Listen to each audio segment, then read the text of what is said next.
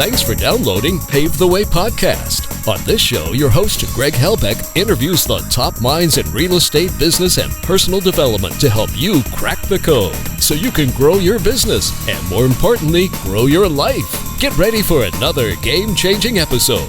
If you want to learn how to master your day and become a productivity monster, download Greg's free guide on daily personal productivity for free at www.pavetheday.com. That's Pave the Day, spelled DAY.com. Now it's time for today's episode. Enjoy.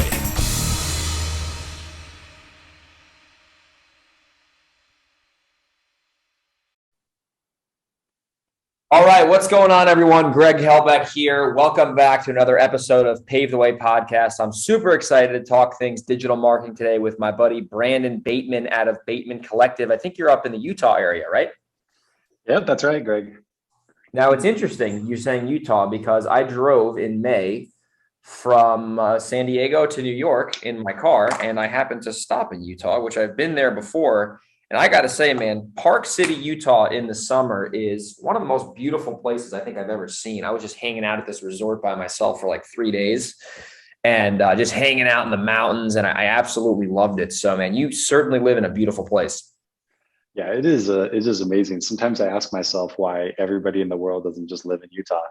But it seems like they're starting to. So, maybe that'll change a little bit. Well, I'll tell you what, be careful what you wish for. Yeah, exactly. I don't wish for that. I just wonder why everybody's so dumb as to not live in Utah. But I don't necessarily wish for them to come here. But it is, beautiful in the summer, beautiful in the winter. Awesome place to live. That is a long drive, though. How long did that take you, San Diego to New York? I did a trip out of it. So I think it took me like 10 days total. I stopped all over the place, Utah, Vegas, Arizona, not Arizona, drove through there, but then, like Iowa, Nebraska, the typical Midwest, and then the Rust Belt, which is like Ohio. And, it's a dump over there, but, hopefully no one from Ohio is offended. And a quick question about Utah, by the way. Yeah, it took like 10 days. Now, do you guys get like a beautiful fall season where like the trees are like, and changing and it just probably looks like the picture of a magazine or whatever? Yeah, kind of. I mean, we're not as heavy on the trees as some places. We are officially in that season right now. So if you look at the mountains out here now, you can see they're all kind of red and orange. But the trees we're not quite as heavy on trees in the valley here as we are in the mountains. So the mountains get a lot of precipitation. You're going to find a lot of trees there and it's really pretty. But then you come down to the valley and it's kind of like a desert. So all you got to do is a little drive, but it is a little bit different than some other places in that sense. Interesting. I actually know what you're talking about because I was in Salt Lake City for the first night and that was like a valley.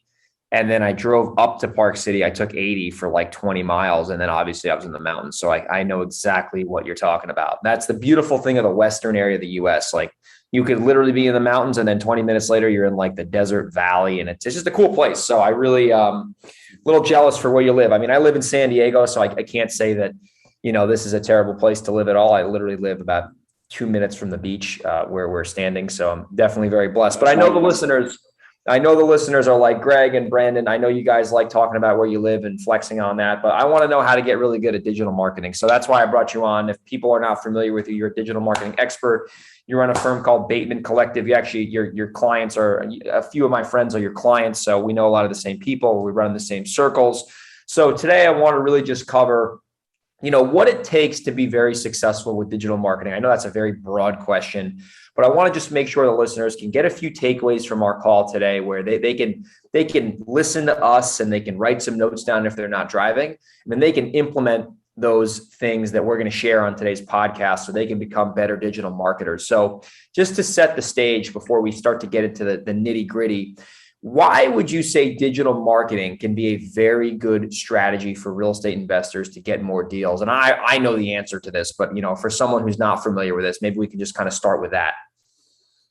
Oh, that's a good question. I feel like I answer that question a lot too. So, digital marketing compared to the other channels, I think it's pretty much universally agreed amongst real estate investors, people in this world in general, that the internet's not going to go away, and that the most likely scenario is that more and more people are going to find the companies that they end up doing business with online.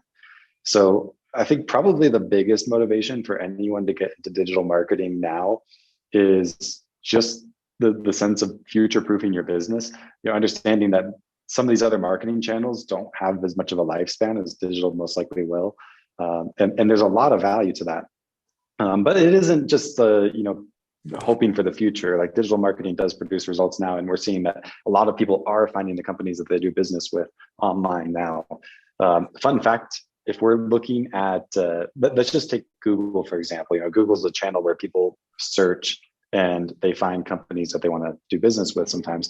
If we're looking at people searching for companies to sell their house to with some type of motivation, either like as is or quickly or for cash, or whatever the case is, we're seeing that that's been more or less flat since Google existed. A little bit of growth as Google grew as a search engine, but more or less flat. But in the past 2 or 3 years, we've about doubled in search volumes just for some of those really motivated keywords. And you can say that, it could be a variety of things. It could be because of iBuyers making it more normal to sell houses quickly or for cash, or you could say it's because the old people that don't know how to use Google are aging out, and those that are, the new old people actually know how to use Google, or use Facebook, or whatever the case is. You could blame it on a whole bunch of different things. But the moral of the story is, we're seeing trends even in the digital data that we have here, that it's a quickly growing channel, and more people are finding the companies that they're going to do business with in these ways. So that's the core motivation, is just being where your sellers are. And a lot of your sellers spend a lot of time on Facebook. A lot of your sellers are searching for solutions on Google, and based on online signals, kind of in a different way than you could with other marketing channels, you can capture more deals. And that just opens your whole business up to all these new deals that you wouldn't be able to access through some of those traditional methods. You said that perfectly, man. And that is something that I'm seeing. I'm actually getting leads. I mean, I do, we have a little bit of SEO we've built over the last, handful of years. We've made a good amount of money from it, but I'm noticing that older people, like you said, are going on my website, and they're filling out forms. It's not just people who are, 30 to 45 years old. We actually have a house. Well, this guy was probably 50, but he went online and found us. We bought his house and made some money on it. And we actually, this is funny. You're gonna like this one. We got a lead a couple of weeks ago from the internet. The lady doesn't have a cell phone. Can you believe that? She doesn't have a cell phone. However, her daughter definitely has a cell phone, and her daughter definitely uses the internet, and her daughter was the one who found us. So even if the seller themselves, right, is not the one reaching out to you, I get leads all the time where it's the seller's kids reaching out to me online. So, that's been actually a common thing I've been seeing. So I just think that people that listening to this show, they need to understand that if you don't have a website, in the simplest way, if you don't have a website, you just, that alone, I mean, is going to be a difference maker, but because people are going to want to look you up. So definitely take note of that for the listeners. Now, when it comes to another thing I've found too with the digital marketing, and we'll cover this now, is I know for a fact that I need to get less online leads to convert a deal versus doing mailings and calling and texting, and there's benefits to mailing. I love doing those 2-3 things. But when we get people reaching out to us right off the bat, we're seeing a different type of conversation. So I want you to kind of elaborate on that a little bit, because that is a serious thing that people don't spend enough time thinking about. Mm-hmm. No, it's a great question. There's, probably 2 reasons. Like, when I ask people, when we, eventually get on the call to talk about their digital marketing strategy, I ask them what motivated you. It's either that first thing or it's this thing that you just said. Specifically, I want leads to come to me. I'm sick of chasing them. And the reason is, you get a lot of entrepreneurs. There's specifically real estate entrepreneurs. I imagine some of them are listening to this podcast that are utilizing those channels like cold call or text or something like that. And you know what? I like marketing that works. And the fact is, those channels really work. There's nothing wrong with them. But a lot of people get stuck and they can't scale because of all the work that creates for their business. Maybe their marketing expense is pretty low compared to the number of deals they're getting in, but the time investment into those channels is constant, and it can really be prohibitive. And a business runs significantly more smoothly on inbound marketing. I have clients that do over 100 deals a year with a single acquisitions manager. Those clients aren't cold calling. They're not texting. It's impossible. there's no way you can deal with that many leads and have that many conversations, and one human can close that many deals.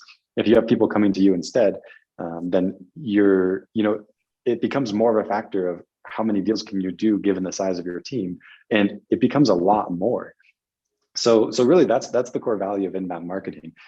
Any lead that you generate online is initially generated by someone who's actually requesting a cash offer on their house, and the fact that they're requesting that cash offer, means that they're significantly more likely to be a closed deal. So it is less leads to a deal online on average. Some channels more leads to a deal, some channels are going to be less. But overall, inbound marketing, I think, is a game changer for a lot of companies. Totally, man. And it's very true, because I've found that, and I'm not bashing outbound marketing at all. I do the majority of my stuff outbound marketing, but you said something that I want to make sure we cover here is you're going to have to spend more time, and ultimately time is money, and time is also, more importantly, energy spent, right? So let's say that you need to get on outbound marketing, you need to get 45 leads to get a deal, but then on inbound marketing, you need to get 20 leads to get a deal. But let's say those 20 leads are double the cost.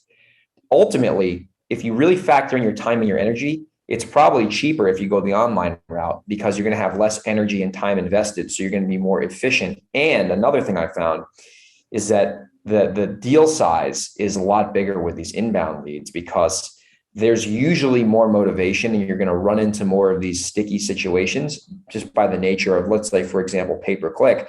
Someone wants to sell their house as is. They're probably typing that in for a reason, because it probably needs work and they probably don't have the money to fix it. So I found that my most recent deal that we closed with, that was an online lead, was a house that needed work in a very, very, very expensive zip code, like extremely expensive in New York. Needed work. The guy was in South Carolina. His dad moved in with him. They didn't want to deal with it. The guy was a freaking ER doctor. He was a smart guy. He wasn't an idiot at all, but he just didn't want to deal with the house, and he was willing to sell it at a good, reasonable price for everyone, and looked at our reviews and felt comfortable. And I never met the guy. It was all virtual. So people just need to be aware of, even though some channels online can be more expensive cost per lead, if you factor in your time and you factor in your energy, it's really cheaper, because when someone's calling you, it's almost like the way I teach my salespeople, like the people that work with me, is like, they already know what we do and how we do it. So we don't have to even answer those questions for the most part. We just got to demonstrate to them that we're there to solve their problem. But when you're doing outbound marketing and you're doing texting and calling and mailing, people don't know who you are, because it's just like they get a message from you or they get something in the mail, and you got to explain to them, you got to get their guard down, and then you got to see if you have a problem you could solve. So that requires more energy and time. Another thing that I've mentioned that I've seen actually, and this is something that a guy named Trevor Mock, I'm sure you're familiar with him. He owns Carrot. He talks about the hamster wheel marketing versus evergreen marketing, right? And when you're doing mail, calling, and texting, yes, it can be profitable, but you have to keep that thing running in order for it to be producing leads. When you have online marketing, I mean, you're getting leads in your sleep sometimes. I'll get a lead at 2 a.m. I'll get up at 6 a.m. and I got a lead to call. So that marketing is working for you in spite of you, sometimes when you're not even working.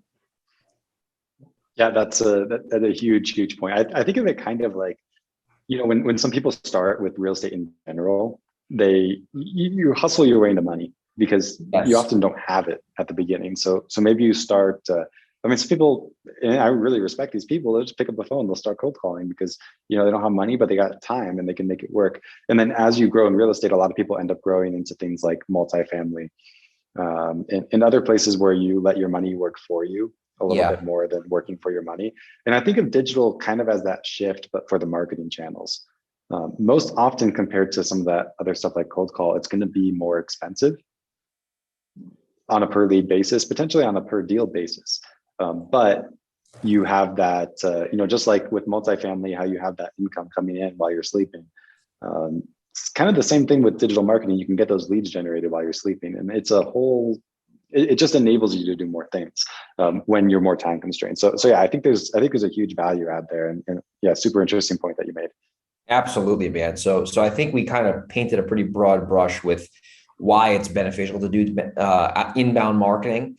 So I want to jump into today's podcast on a very popular channel that people like to do, which is it's more of a controllable channel. I'm going to mention Google Pay-per-click, because that's something you guys obviously specialize in, as well as some other channels like Facebook and SEO. So I want to, I want the listeners to be able to pull out a couple tactical action items on pay-per-click marketing that they can get from this podcast so they can immediately implement in their business. So let me start with this. What is the top mistake that you see people make with pay-per-click marketing that causes them to fail when they otherwise could have succeeded? And I know that was a very loaded question, so I apologize for that.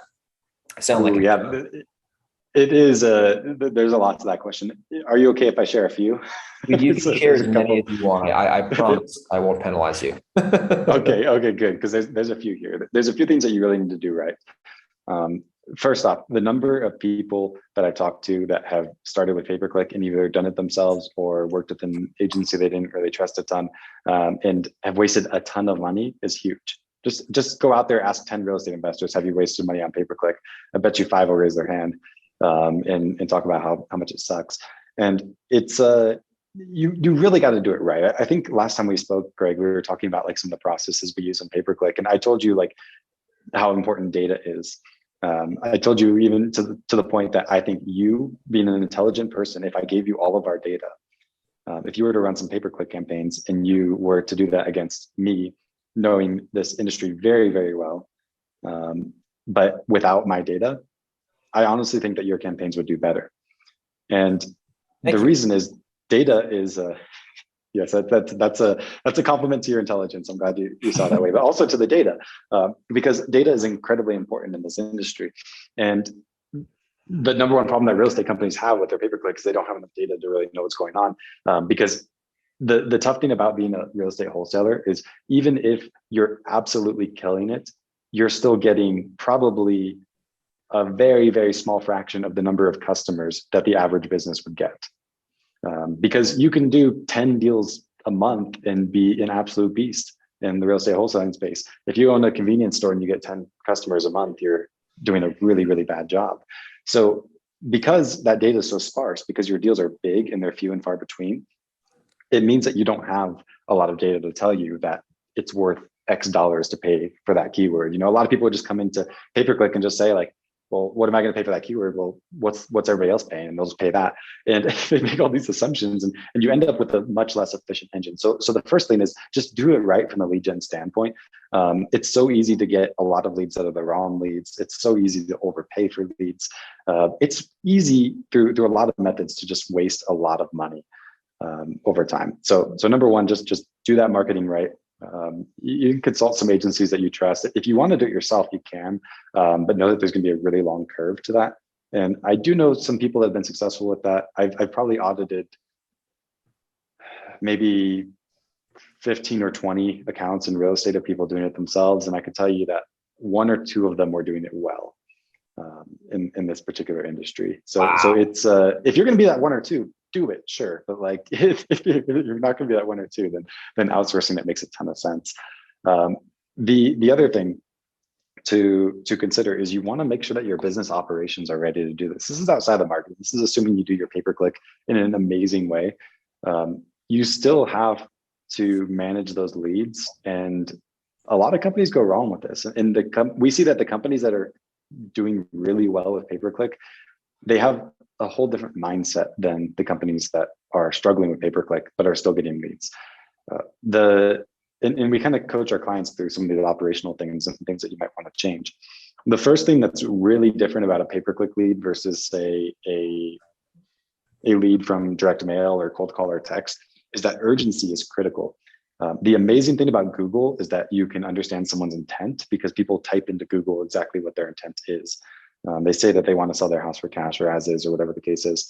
But by the time that someone goes to Google and they start searching for that solution, that's the time when they're ready to make a decision. So the fact that they're searching that right then usually means that there's some urgency attached to that.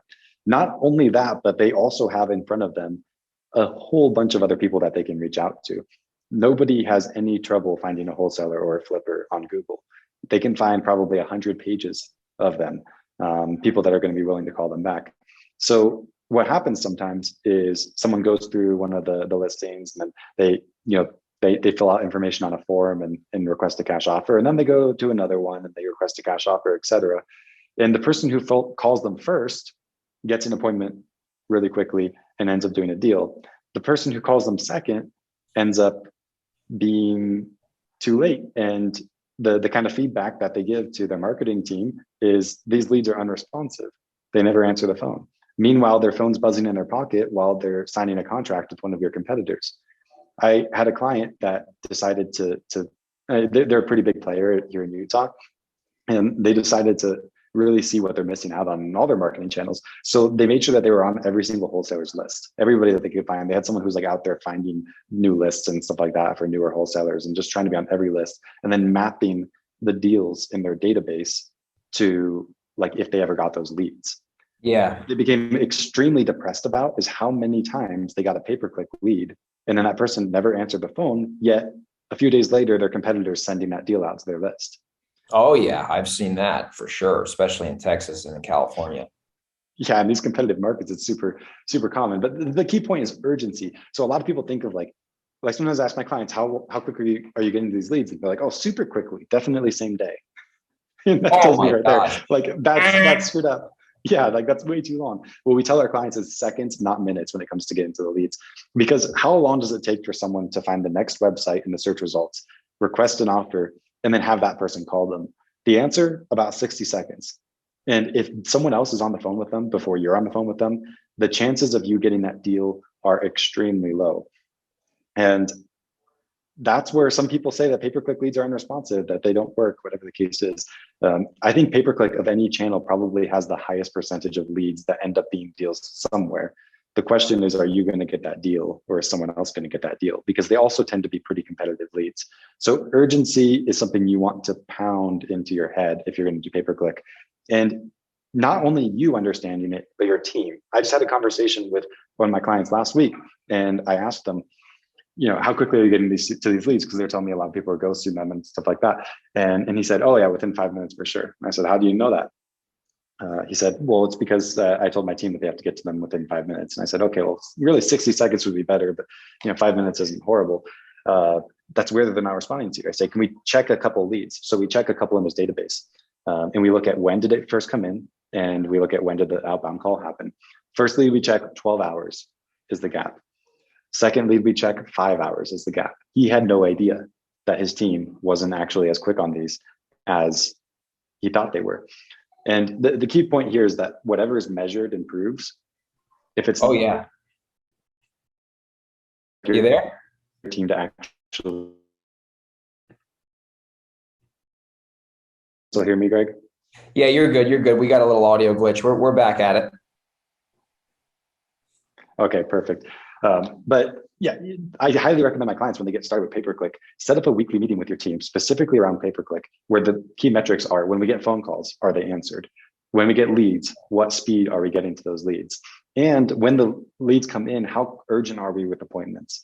These are the kind of leads that when you call them and they say, yeah, can you come by Friday? You have to say, well, I'm on my way to your house right now. Does right now work?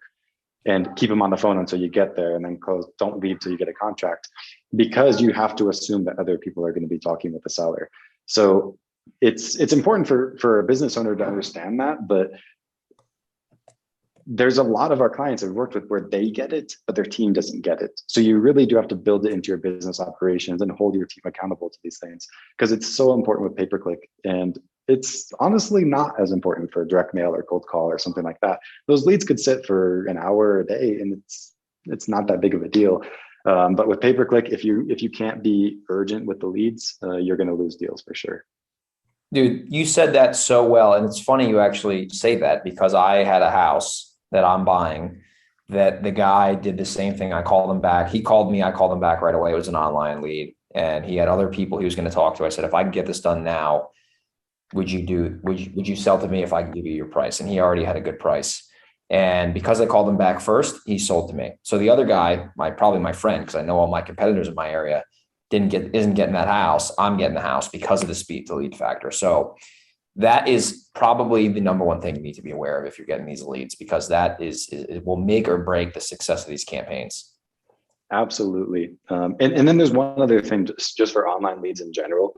We talked about how leads are more qualified when they come through online channels because they're inbound. Oh, yeah.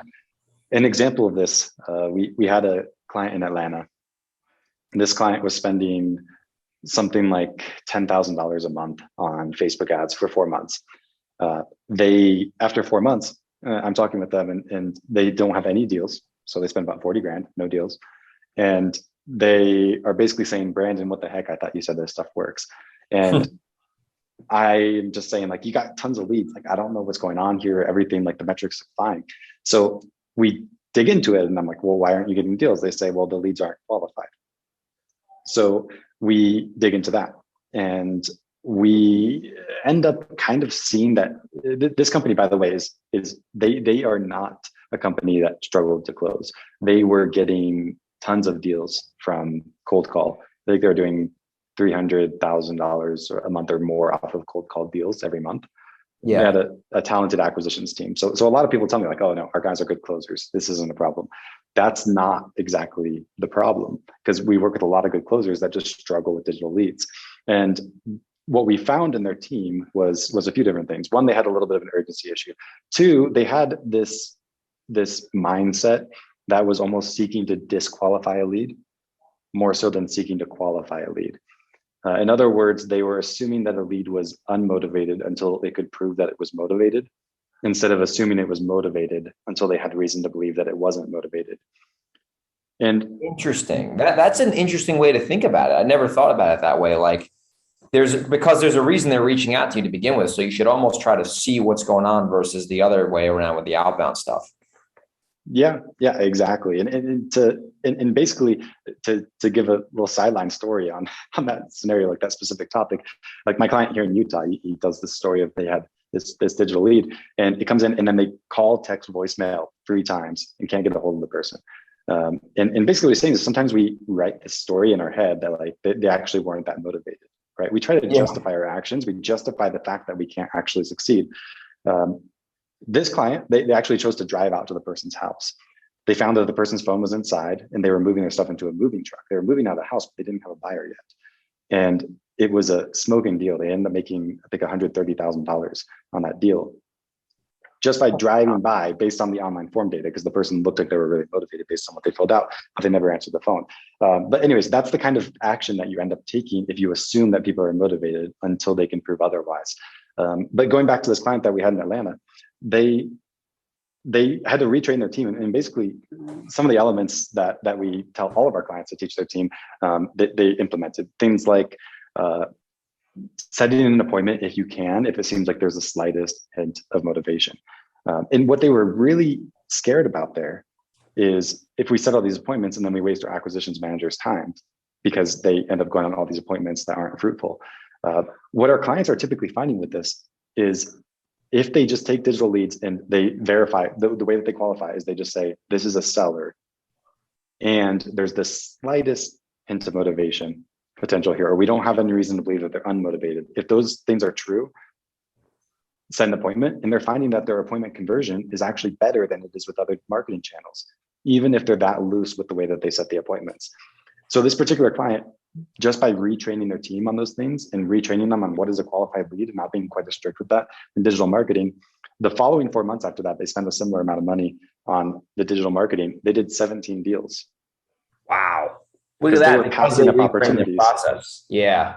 Exactly. And that process was working with cold call leads. That's a thing. This isn't a company that didn't know what they were doing. They were doing really well. But the digital leads are different.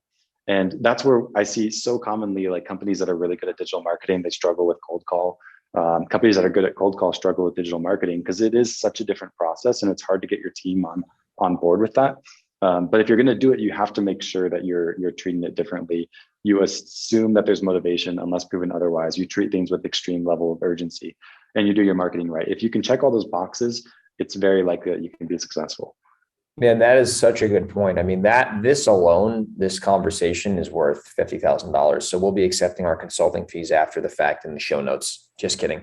Man, that's such a good point. And it's almost like you have to literally rewire that process because of the nature of the marketing. And as I say, and as you believe, not all leads are created equally. And in digital marketing, there's a reason they're reaching out to you, and you got to be aware of that. So, man, that's such a good point. So next topic I have here for you, this is more relevant to recent, where the market's going.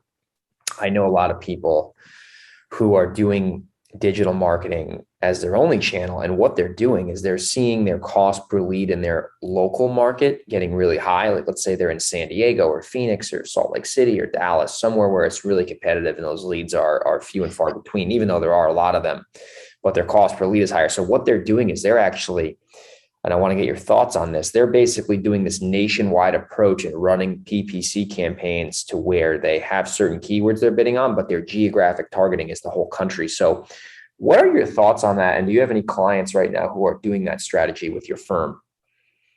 Yeah, excellent question. This is kind of a recent trend. I think it's been pretty popularized by some gurus like Sean Terry and Nick Perry that have kind of done this with their own businesses. And we do have clients that are doing this. At this point, there's still the minority because there's just not that many people doing this. We have lots of clients that are just like stable in their own markets, but we've done a good deal of marketing like this.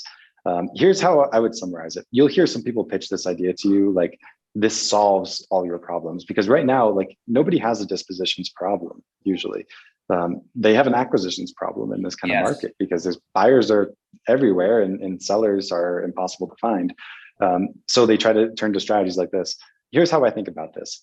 I think of it like trading your acquisitions problem for a dispositions problem, because if you start to market really wide, then you start to have a much more difficult dispositions process. And there's different things that can help you with that. Like Investor Lift is a pretty popular dispositions platform that can help you to move deals all around the country to cash buyers and stuff like that. But I can tell you universally, every client that I have that has tried this has been shocked at how difficult honing in their dispositions process on such a wide geography is.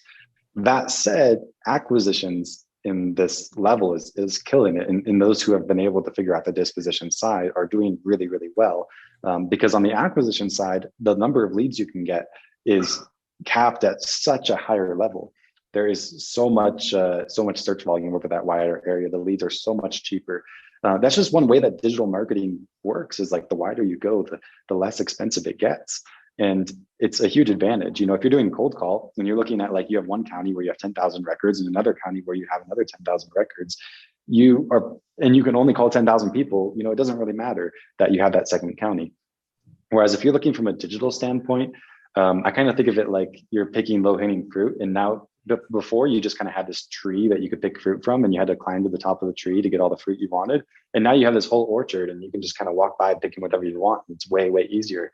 That's exactly how digital marketing works. So I think it's a really good model. The thing important to know about it is that that's not a marketing strategy. That's a business strategy.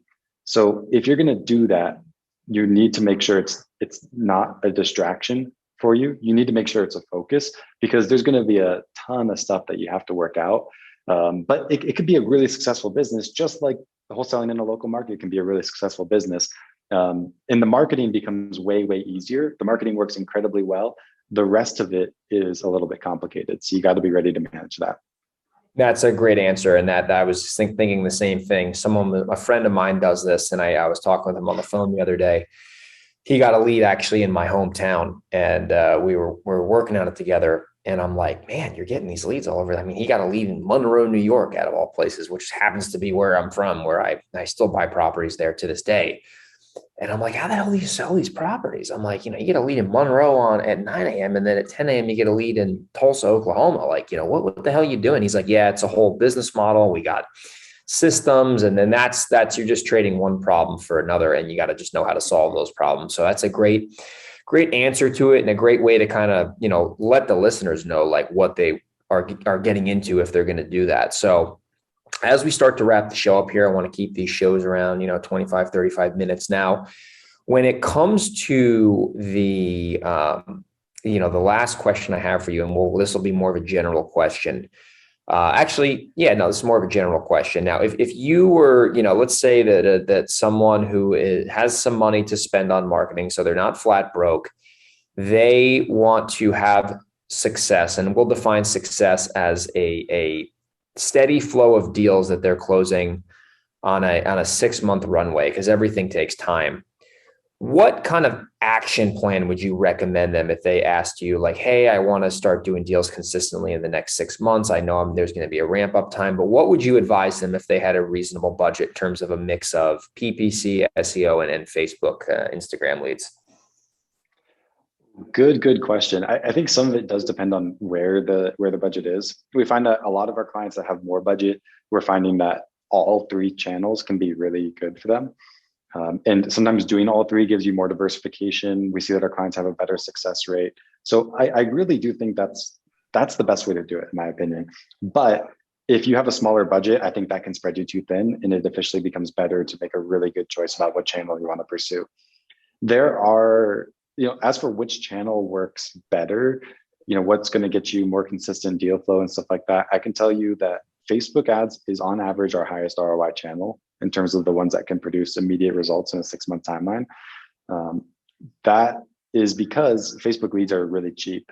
Facebook lead quality is not quite as high quality as PPC. So if people don't like it, it's because it's not as inbound as PPC is.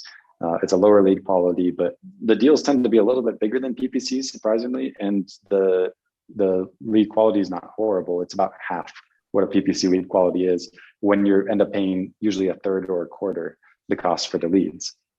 Of course, market dependent. We find that some markets are working better for PPC or Facebook ads. So usually if someone comes to me with like a pretty small budget, Facebook ads is our first recommendation, unless we just know something about their market that it's not good for Facebook for whatever reason.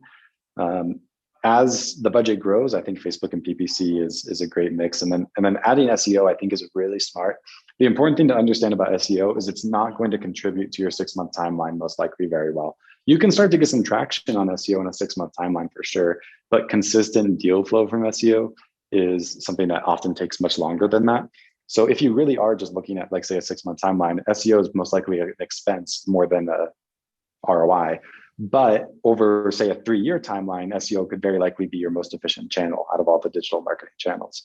So there's a few things to think about there. But does that sort of answer your question? Dude, that is the best answer you could have said. Obviously there was no right or wrong answer, but no, that was explained extremely well, that people can take and obviously, implement. They can take what we're talking about here with that last question and obviously putting a plan together with that. So that makes a ton of sense, especially with the SEO, because that's like you're going to have to chop that tree down for a long time before it starts falling over and producing money. So phenomenal answer to that question. Now, as we wrap the show up here, if people, are listening to this and they want to do it on their own, obviously, they can take some stuff just from this podcast alone and implement it. But if they want to hire your firm or just look more into maybe working with you guys or just seeing if you guys could be a fit, what is the best way for people to reach out and get in touch with you and your company? We'll make sure this is obviously in the show notes, so it's easy for them to check out. So what's the best way for people to get in touch with you?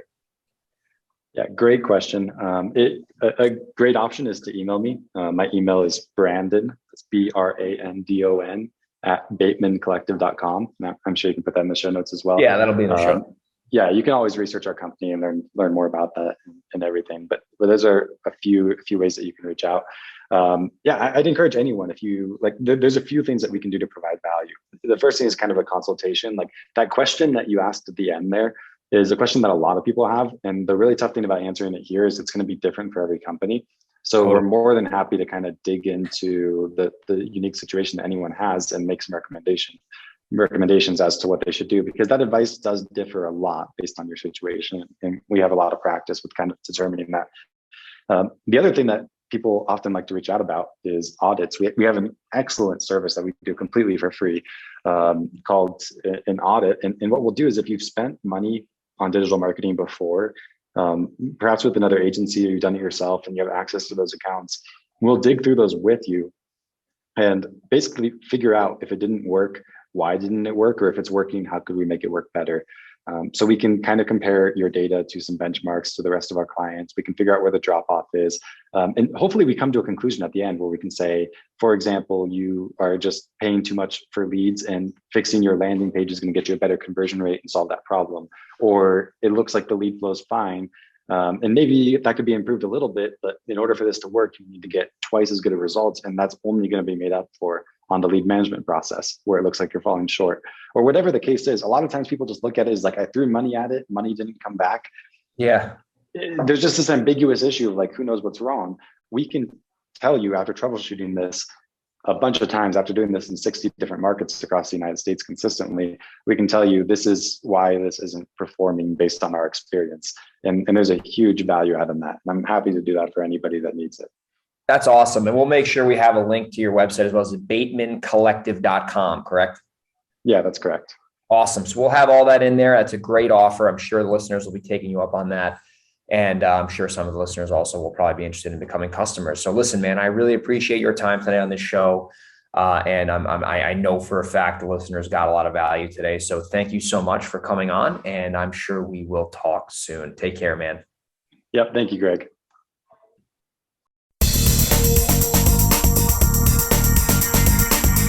Thanks for listening to another episode of Pave the Way Podcast. We hope you got value from today's episode.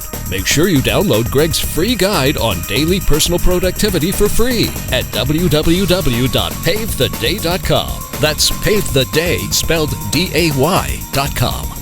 If you have any questions or want to reach out, head over to www.pavethewaypodcast.com. We'll see you on the next episode.